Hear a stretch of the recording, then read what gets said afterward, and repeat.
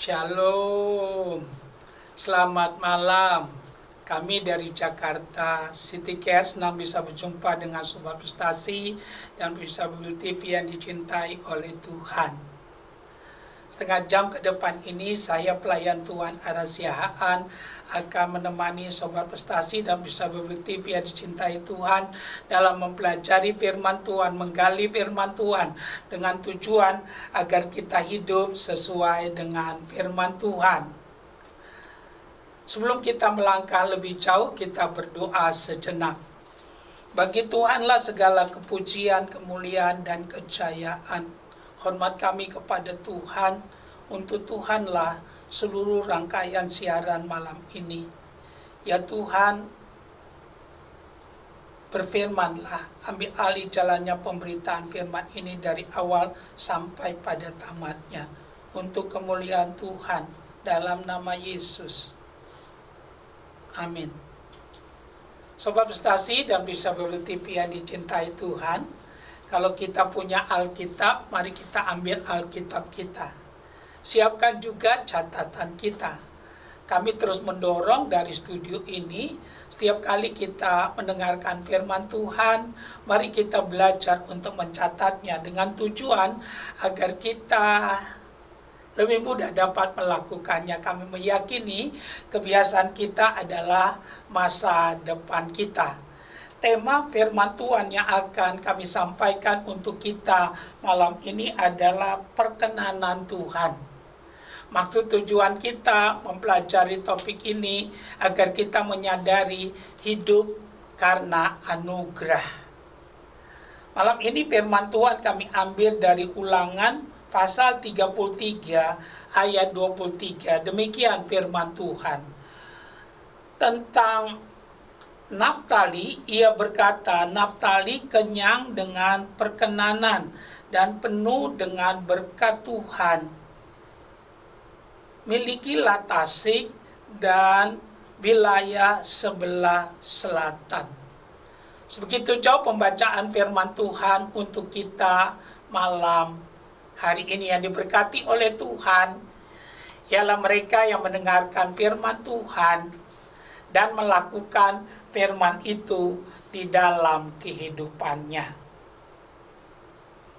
Perkenanan Tuhan, itulah tema atau judul khotbah kita untuk malam hari ini. Sesudah kita percaya Tuhan Yesus, tidak ada tuntunan yang paling sempurna bagi kita untuk menjalani hidup kecuali firman Tuhan. Karena itu seorang Kristen yang sudah percaya Yesus harus punya Alkitab. Karena kita percaya Alkitab adalah firman Tuhan. Kalau kita sudah memilikinya, bacalah secara teratur.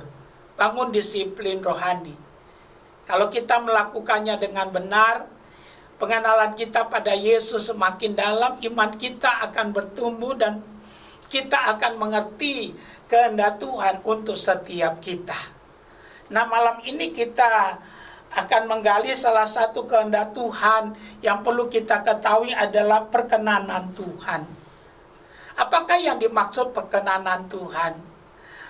Yang dimaksudkan perkenanan Tuhan artinya Tuhan berkenan atas kita.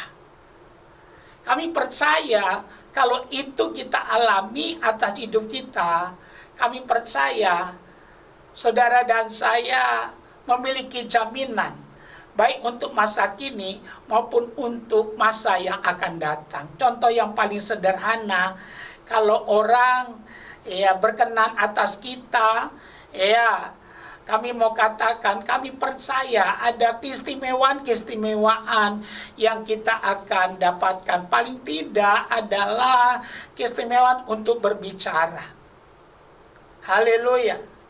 Nah, ada 3 hal yang kami mau sampaikan sehubungan dengan tema kita tentang perkenanan Tuhan. Bagaimanakah saudara dan saya bisa mendapatkan perkenanan daripada Tuhan? Yang pertama kami ingin kita lihat Injil Yohanes pasal 15 ayat 4 dan ayat yang kelima. Dikatakan demikian, tinggallah di dalam aku dan aku di dalam kamu. Sama seperti ranting tidak dapat berbuah dari dirinya sendiri kalau tidak tinggal pada pokok anggur. Demikian juga kamu tidak berbuah jikalau kamu tidak tinggal di dalam aku. Ayat 5, akulah pokok anggur dan kamulah ranting-rantingnya. Dahsyat, luar biasa. Yang pertama yang kami mau tekankan buat kita tentang perkenanan Tuhan, kita akan mengalami perkenanan Tuhan kalau kita ada di dalam Kristus. Kami garis bawahi, tidak ada perkenanan dari Tuhan dimanapun kecuali kita ada di dalam Kristus. Haleluya. Karena upah dosa adalah maut, tapi kasih karunia Allah adalah hidup yang kekal di dalam Kristus Yesus Tuhan kita. Jadi kalau kita ingin mendapatkan perkenanan Tuhan, kita harus ada di dalam Kristus. Dan untuk ada di dalam Kristus, langkah pertamanya kita harus mau percaya. Haleluya. Percaya pada siapa? Percaya pada Kristus, percaya pada Yesus. Langkah kedua, kita harus mau bertobat. Bukti kita percaya, kita bertobat. Dan bukti kita bertobat, kita harus mau dibaptis. Itulah langkah untuk kita ada di dalam Kristus.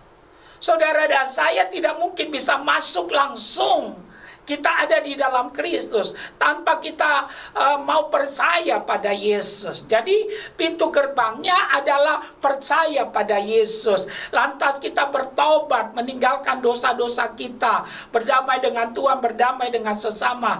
Lantas kita mau dibaptis. Kita masuk dalam komunitasnya Allah, kita masuk dalam keluarganya Allah.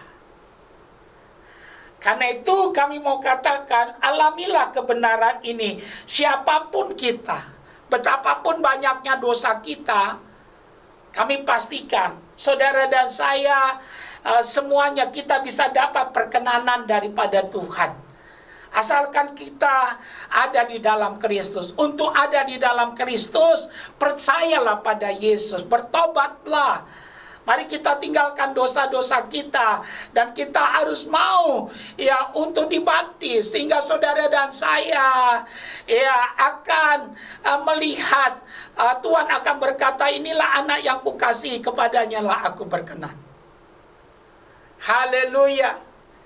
Jadi kami tekankan buat kita, perkenanan Tuhan bukan sesuatu yang tidak bisa kita dapatkan. Bahkan Tuhan panggil kita untuk mendapatkan perkenanan daripada Tuhan.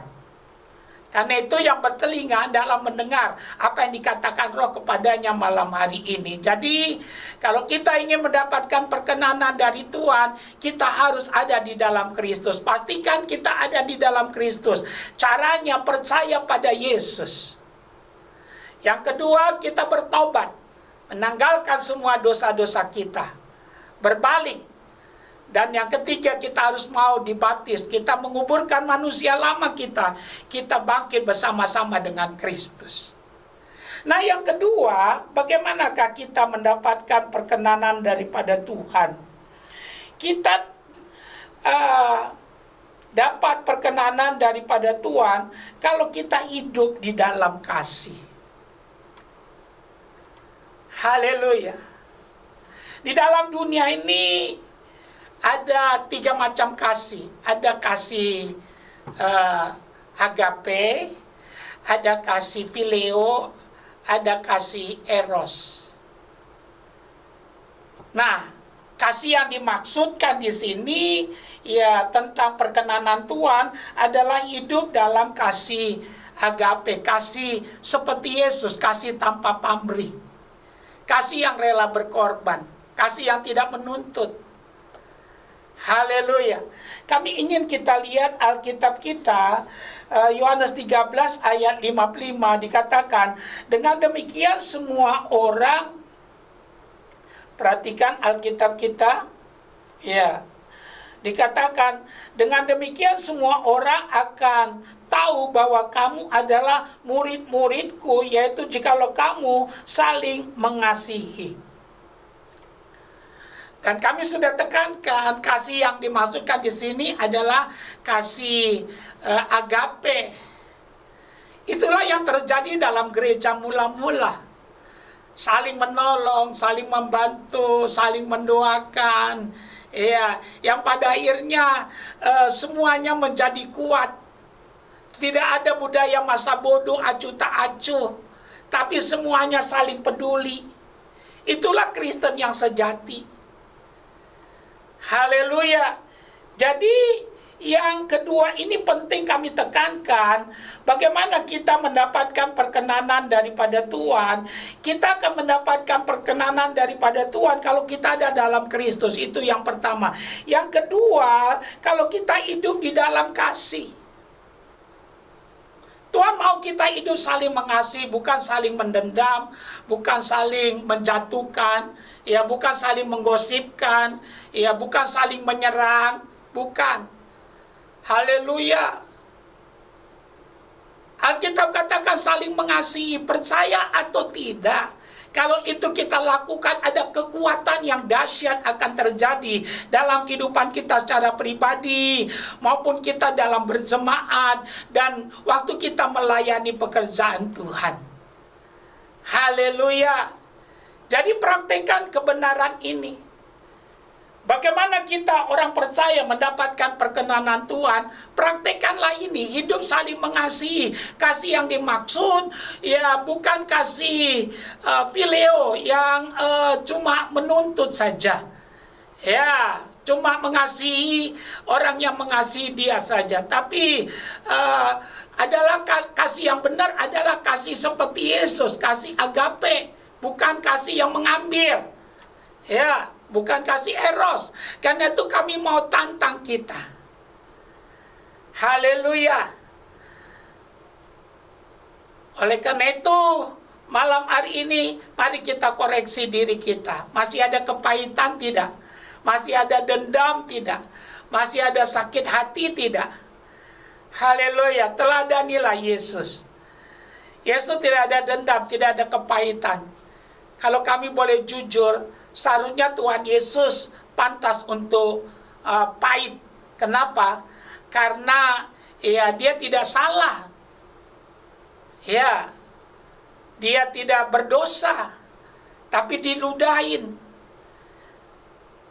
Kami ingin katakan, disakiti. Tapi justru Tuhan Yesus berkata, ampunilah mereka. Dan itulah Kristen yang sejati. Kita harus mau meneladani Tuhan Yesus, hidup di dalam kasih. Mari kita dapatkan perkenanan dari Tuhan. Pertama, kita ada di dalam Kristus. Yang kedua, saling mengasihi. Haleluya. Di rumah, di gereja, di masyarakat, saling mengasihi. Supaya orang tahu bahwa kita adalah murid Kristus. Jadi kasih merupakan tanda pengenal. Kami tidak larang kita pakai salib, karena itu ya sah-sah saja. Tapi sebenarnya ya itu bukan atribut yang alkitabiah, dalam arti ya kita pakai itu. Ya memang Yesus pernah disalib. Tapi kalau kita baca latar belakangnya, ya orang-orang yang disalib zaman dahulu itu adalah orang-orang yang memberontak, orang-orang yang melawan pemerintahan yang sah, penjahat-penjahat. Hanya Yesus yang berbeda. Yesus ya tidak berdosa, tapi dijadikan dia berdosa. Ya, Yesus tidak salah.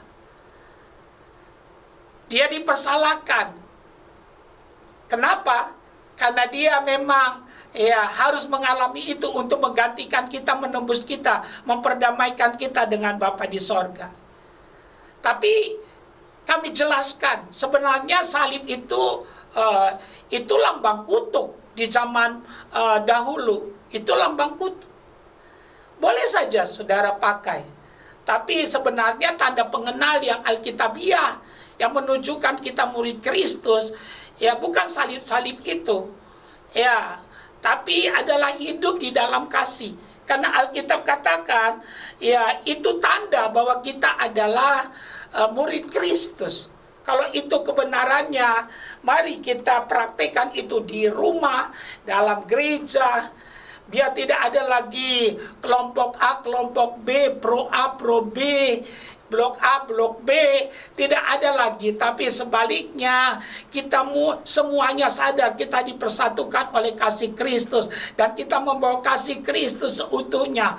Dan itu menjadi tanda pengenal bagi setiap kita. Jadi kami pastikan kasihnya bukan filio, bukan eros, tapi kasih agape. Jadi di rumah, mari praktekkan ini. Kenapa banyak keributan di rumah? Karena kasih kita, ya kasih pamrih, menuntut.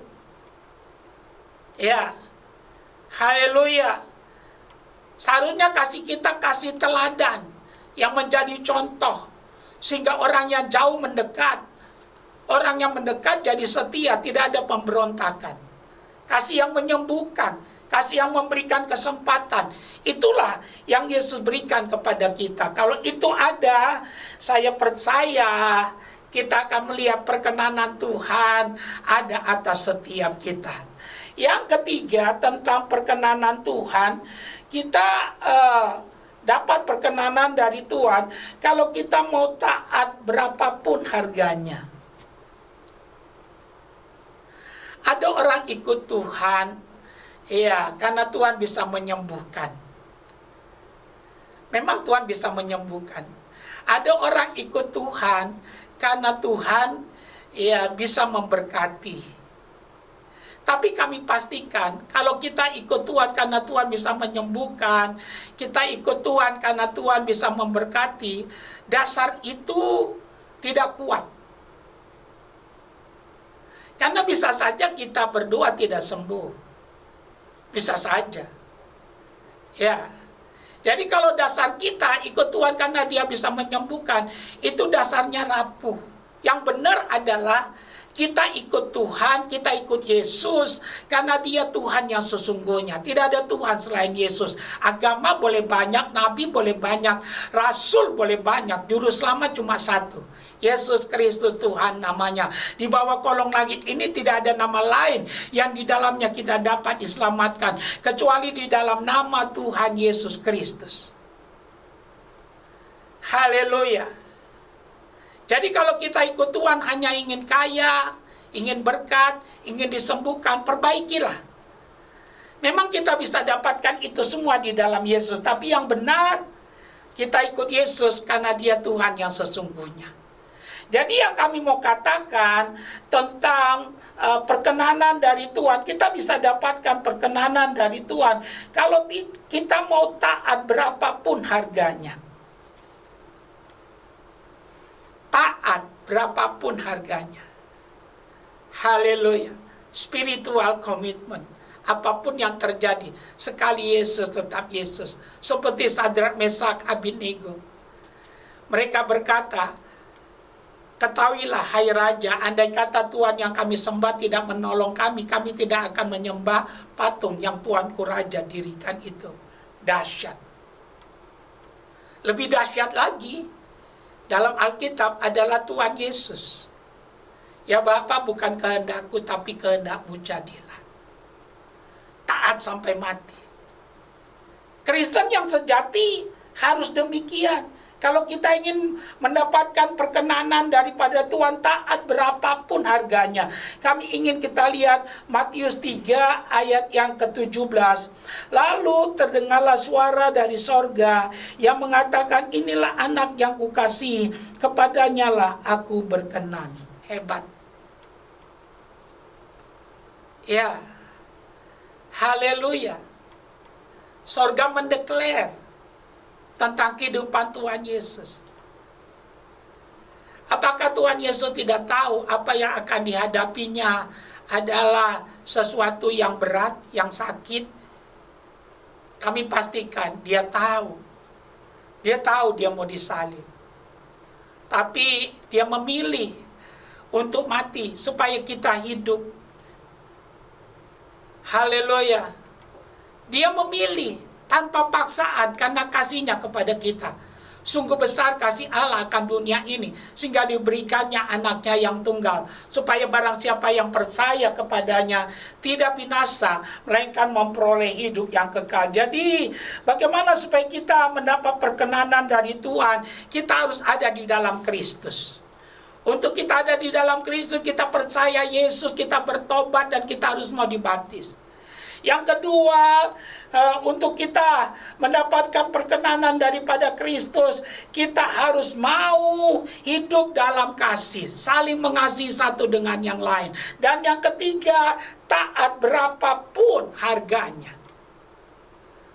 Haleluya. Tidak Kristen yoyo naik turun, tidak Kristen kapal selam timbul tenggelam, tapi mantap sekali Yesus tetap Yesus apapun harganya. Kalau itu ada dalam hidup kita, kami percaya, haleluya, Tuhan tahu siapa milik kepunyaannya. Dan hidup saudara dan saya pada akhirnya menjadi wangi-wangian yang menyukakan akan hati Tuhan. Kami simpulkan firman Tuhan untuk kita malam hari ini. Perkenanan Tuhan. Ada 3 hal untuk kita dapat perkenanan Tuhan. Pertama, kita harus ada di dalam Kristus. Yang kedua, hidup saling mengasihi. Yang ketiga, taat berapapun harganya. Doa kami biar Roh Kudus menolong memampukan kita, supaya kita bukan hanya pandai dalam mendengar, tapi pandai juga dalam melakukannya. Bersama Yesus kita bisa. Haleluya. Amin. Sahabat RP, Sobat Prestasi dan pemirsa Babel TV yang dicintai oleh Tuhan, kita sudah dengar firman Tuhan malam hari ini tentang perkenanan daripada Tuhan. Kami percaya kita semua diberkati oleh Tuhan. Kita masih ada waktu sedikit. Kita mau gunakan untuk 3 hal. Pertama, kita akan berdoa untuk bagi kita yang belum pernah menerima Yesus. Yang kedua, kita mau berdoa bagi kita yang berbeban berat dan yang sakit. Dan yang ketiga, kita mau berdoa syafaat buat negeri kita, buat pergumulan-pergumulan kita. Mari kita letakkan tangan kita satu, ikuti doa kami. Tuhan Yesus, saya terima firman-Mu. Tuhan Yesus, inilah saya. Ampuni dosa kesalahan saya. Saya persembahkan diri saya kepada Tuhan. Saya mau meninggalkan dosa-dosa saya. Tuhan Yesus, saya buka hati saya. Masuklah dalam hati saya. Saya terima dengan sadar Yesus Kristus menjadi Tuhan dan Juru Selamat dalam kehidupan saya. Tuhan Yesus, terimalah saya dalam nama Yesus.